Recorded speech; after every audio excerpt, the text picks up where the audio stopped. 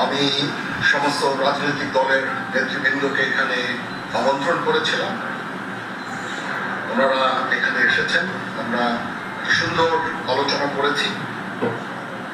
সেখানে আমরা সিদ্ধান্ত নিয়েছি যে একটা ইন্টারিম গভর্নমেন্ট আমরা ফর্ম করব এবং ইন্টারিম গভর্নমেন্টের মাধ্যমে এদেশের সমস্ত কার্যকলাপ চলবে।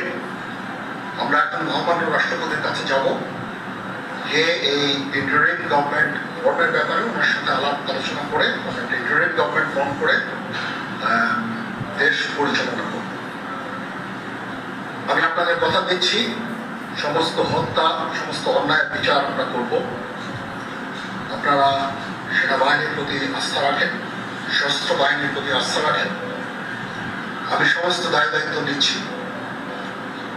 আপনাদের জানমাল এবং আপনাদের